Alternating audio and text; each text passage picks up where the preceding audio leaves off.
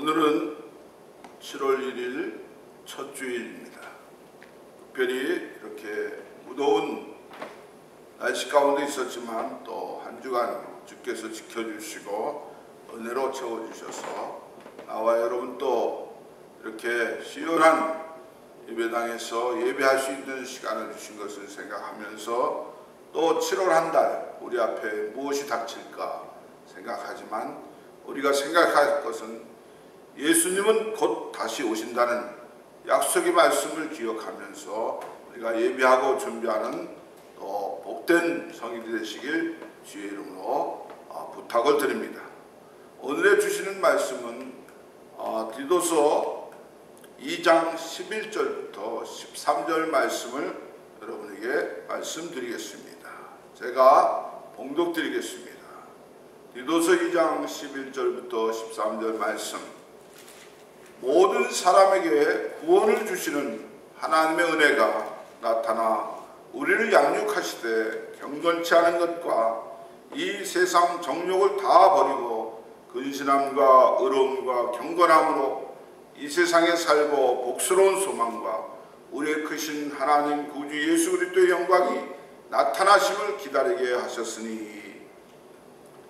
오늘 제가 특별히 말씀드리고 싶은 것은 우리가 정말 우리의 크신 하나님 구주 예수 그리스도의 영광이 나타나시며 이제 기다리면서 살고 있는가를 우리가 점검할 시간이 오늘의 시대가 아닌가 생각이 됩니다. 그래서 우리 주님이 다시 오시마 하는 그 기대감을 가지고 또 그리움을 가지고 우리가 좋은 일들 속에 있으면 늘 그 좋은 것을 기대하고 바랍니다. 오늘 정말 크리스찬들의 마음이 어때야 되겠는가? 예수님이 이 땅에 다시 오시마 약속하신 말씀을 기다리는 사모하는 마음을 갖고 사는 것이 크리스찬의 삶이 아닌가 저는 생각합니다. 그것이 바로 다른 말로 바꾼다면 예수 그리스도의 재림을 뜻합니다. 우리가 이렇게 살아야 한다고 우리 성경은 기록하고 있습니다. 그래서 크리스찬들은 예수 그리스도의 재림에 대한 냉담한 편입니다. 아니 주님을 기다리고 주님을 고대할 크리스찬들이 주님이 오시든 안 오시든 냉정함으로 생각하지 않고 사는 사람들이 이 땅에 얼마나 무지개 있는지 모릅니다. 아마도 이러한 냉담에 이제 주원이는 사람들이 이런 얘기는 어제나 오늘이나 똑같지 않았는가? 과거에 주님이 오신다고 어떤 사람이 이제 약속까지 하고 날짜를 기다리는 수많은 사람들이 그때를 기다렸지만 주님이 오시지 않았습니다. 물론 그들은 예수님이 다시 오실 것을 믿습니다. 하지만 이런 일이 먼 미래 내가 이 세상에서 풍요롭게 살고 내가 이곳에서 성공하고 내가 이곳에서 무엇을 성취한 후에 주님이 이 땅에 다시 오시겠지. 아직도 먼 것으로 착각하고 사는 사람들이 얼마나 많은 줄 모릅니다. 이제 성경 6,000년 역사의 시작과 끝이 뭐냐면 시작은 창세기 1장 1절로 시작했지만 끝은 계시록 21장 1절로 알파와 오메가로 시작됩니다. 천지 창조를 통해서 새하늘과 새 땅, 이 사이 정말 교계가 신천지 때문에 많은 어려움을 겪습니다. 그때를 알 수 있는가? 정말 주님이 이 땅에 오시는 그 시간을 나와 여러분이 알 수 있는가? 점검할 시간입니다. 그러나 저는 다른 걸로 설명하고 싶지 않습니다. 마태복음 24장 36절에 말씀하고 계시는데 예수님께서 그것도 친히 말씀합니다. 친히. 뭐라고 말하냐면 그러나 그 날과 그때는 아무도 모르는 하늘의 천사들도 아들도 모르고 오직 아버지만 아시느니라 이렇게 말씀하셨습니다. 사실 그때와 시간을 알면 얼마나 좋겠어요. 미리 잘 준비했다가 주님을 맞이할 수 있겠죠. 그러나 아무도 그때와 시는 알 수 없다. 천사도 모르고 아들도 모르고 오직 아버지만 아신다. 이렇게 성경은 기록하고 있습니다. 그래서 우리는 그 날짜를 알 수가 없다. 세상은 깜짝 깜짝 놀라게 시간이 정말 정해진다면 수많은 사람은 주님의 재림을 준비할 줄 믿습니다. 그러나 나와 여러분, 예수님은 이 땅에 반드시 오십니다. 우리는 이렇게 이제 알고 있습니다. 반드시 오시겠지. 어떤 누구도 예수님이 오실 그 날짜를 알 수 없다는 것을 명심할 수 있습니다. 그러나 사람들이 저에게 그날이 알 수 있느냐 없느냐 질문한다면 저는 항상 네, 그리고 아니요라고 얘기할 겁니다. 다시 말씀드리면 아니요라는 뜻은 우리가 날짜를 모른다는 것이고, 하지만 네 하는 건 뭐냐면 우리는 예수님의 재림의 시기는 알 수 있다는 겁니다. 아니, 성경은 알 수 없다고 그럽니다. 저는 알 수 있다 이렇게 생각합니다. 그래서 첫 번째로 저는 여러분에게 말씀드리고 싶은 것은 때를 아는 것입니다. 나의 생전에, 나의 평생에 정말 나의 생전에 주님이 오실까? 아니, 나의 평생 일생 동안 그 안에 주님이 다시 오실까? 알아야 됩니다. 근데 그 아는 것은 어디에서 알 수 있냐면 성경을 통해서 알 수 있는 줄 믿습니다. 그래서 데살로니가전서 5장을 여러분이 집에 가서 한번 읽어보시길 바랍니다. 우리가 주님의 재림의 때를 알 수 있다는 긍정적인 증명이 여기에 나옵니다. 그래서 저는 이 1절 말씀을 한번 여러분에게 들려드리고 싶습니다. 그 말씀엔 뭐라고 나오냐면, 형제들아, 때와 시기에 관하여는 너에게 쓸 것이 없음은 주의 날이 밤에 도적같이 이룰 줄을 너희 자신이 자세히 알미라. 이렇게 되어 있습니다. 여기 보면 주님은 밤에 도적같이 오신다는 거예요. 밤에. 근데 여기 3절에 뭐라고 그러냐면 저희가 평안하다, 안전하다 할 그때에 이른다고 얘기했어요. 의사의 과거보다 삶이 아주 편안합니다. 안전합니다. 조금만 자기가 잘 지키면 편안하게 하루를 지낼 수 있습니다. 근데 바울은 그때 뭐라고 얘기하냐면, 잉태된 여자에게 해산 고통이 이름과 같이 멸망이 호련히 저희에게 이르리니 결단코 피하지 못하리라. 이렇게 말하고 있습니다. 근데 더 귀한 말씀은 여기 데살로니가전서 5장 4절은 뭐라고 하냐면, 형제들아, 너희는 어둠에 있지 아니하매 그날이 도적같이 너에게 임하지 못하리니 너희는 다 빛의 아들이요 낮의 아들이라. 우리가 밤이나 어둠에 속하지 아니하나니 그러므로 우리는 다른 이들과 같이 자지 말고 오직 깨어 근신할지니라. 이렇게 말합니다. 정말 주님이 오시지 않는다. 정말 주님은 오신다. S냐 노냐 어디에다가 우리 답을 해야 될 것인가, 한번 여러분이 평가해 보시기 바랍니다. 그래서 무엇을 말하고 있느냐 이겁니다. 바울은 예수님께서는 밤에 도적같이 오실 것이라고 말하고 있습니다. 밤에 도적같이 오신다. 그러나 형제들 성도들에게는 아니라 이겁니다. 주님은 세상에게는 밤에 도적같이 오실 것이라고 말하지만은 불신자들에게는 밤에 도적같이 오실 것이다. 안 믿는 사람에게는 반드시 도적같이 올 것이다.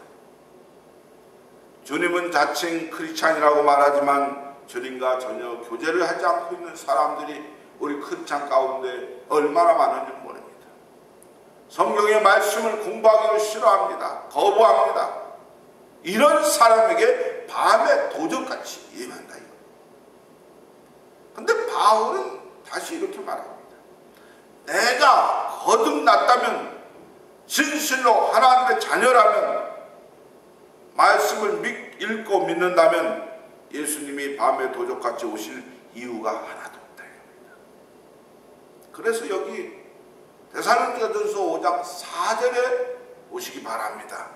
형제들아, 너희는 어둠에 있지 아니하며 그날이 도적같이 너희에게 임하지 못하리니 너희는 다 빛의 아들이요 낮의 아들이라 우리가 밤이나 어둠에 속하지 아니하나니 그러므로 우리는 다른 이들과 같이 자지 말고 이렇게 얘기합니다. 우리가 빛의 아들이고 어둠에 속하지 않았다는 뜻은 뭡니까? 우리가 진실로 거듭난 하나님의 자녀라면 성령님께서 우리 마음속에 거하신다는 사실을 가리켜 뜻한다는 것을 말하고 싶습니다. 그래서 저는 성경 66권의 저자는 누구냐? 바로 성령님이시다 이렇게 말하고 싶습니다. 그래서 성경은 주님을 알고 사랑하는 자들에게 예수님께서 밤에 도적같이 오지 않을 것이라고 명백히 말하고 있다. 아니 그럼 뭡니까? 무슨 말씀? 근데 히브리서 10장 25절을 보면 비슷한 말씀이 나옵니다. 모이기를 폐하는 어떤 사람들의 습관과 같이 하지 말고 오직 권하여 그날이 가까움을 볼수록 더욱 그리하자 이렇게 나옵니다. 어떤 날입니까? 어떤 날? 27절에 언급한 달을 말하면 심판의 날이에요. 주님이 다시 오실 그날이라는 거예요. 심판의 날. 그런데 31절에 우리에게 살아계신 하나님의 손에 빠져 들어가는 것이 무서울진저 이런 경고로 그날을 가리키고 있는 걸 볼 수 있습니다. 근데 25절을 다시 보면 여기에 뭐라고 하냐면 그날이 가까울수록 서로 고난하고 말합니다. 오늘 나와 여러분이 이 땅의 삶 속에 7월 한 달도 주님 오심이 가까웠습니다. 임박했습니다. 그러니 예비하고 준비합시다.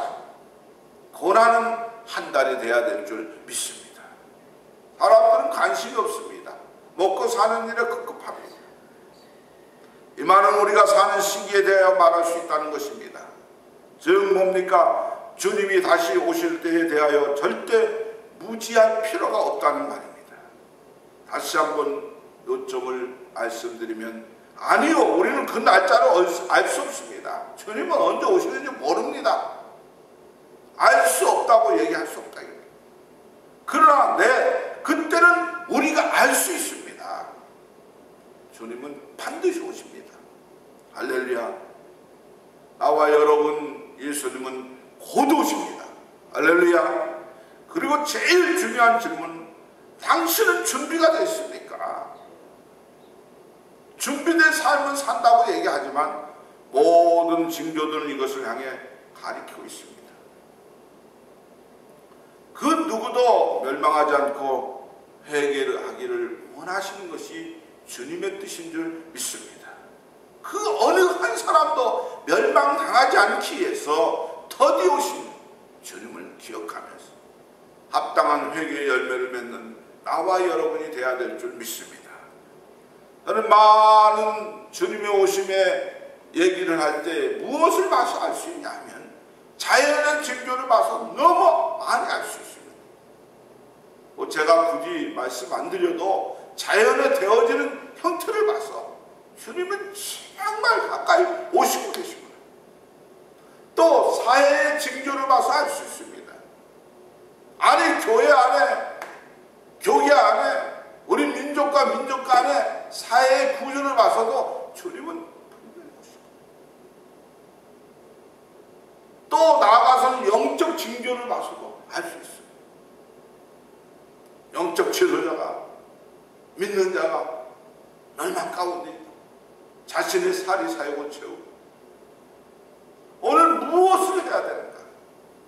어떤 징조도 모르고 주님이 가까이 오심도 모르고 살아가는 영적 지도자들이 얼마나 많은지 모릅니다. 또 기술의 징조를 볼 수 있습니다.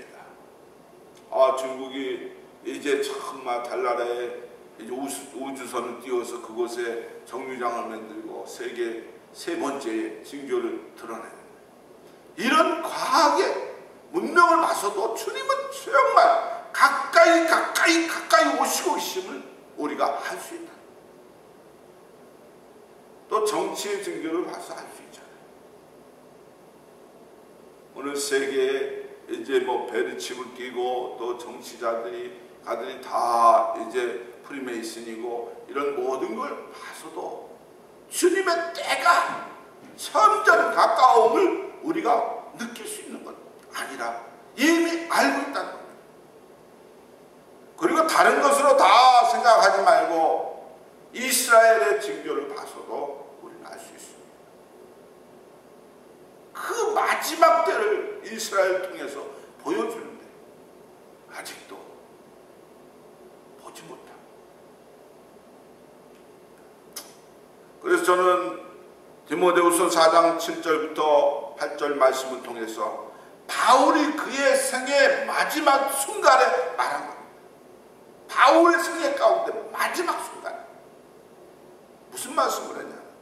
내가 선한 싸움을 싸우고 나의 달려갈 길을 마치고 믿음을 지켰으니 이제 후로는 나를 위하여 의의 멸관을 예비되었으므로 주 곧 의로우신 재판장이 그날에 내게 주신 것이니 내게만 아니라 주의 나타나심을 사모하는 모든 자에게니라. 영원한 생명, 다시 말하면 예수 그리스도밖에 없다는 사실을 기억해야 될 줄 믿습니다. 의로우신 재판장이 그날에 내게 주실 것이니 내게만 아니라 주의 나타나심을 사모하는 모든 자에게 주신다. 할렐루야. 마지막을 준비하는 나와요.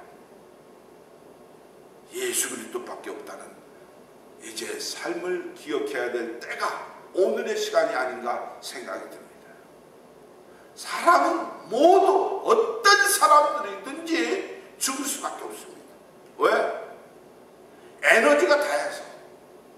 저도 이렇게 서서 짧은 시간 말씀을 증거하지만 에너지가 쭉쭉 빠져나가는 걸 볼 수 있어요. 언제 어느 시간까지 건강을 유지할 수 없습니다. 언젠가는 에너지가 내 육신의 이제 즐거움을 통해서 에너지가 빠져나갈 줄 압니다. 왜 사람은 죽을 수밖에 없는가? 병이 드니까 죽을 수밖에 없습니다. 웬만해서 건강해서 죽는 사람들은 없습니다. 병이 드니까. 또 왜 사람은 모두 죽을 수밖에 없느냐? 우연히 죽을 수밖에 없습니다.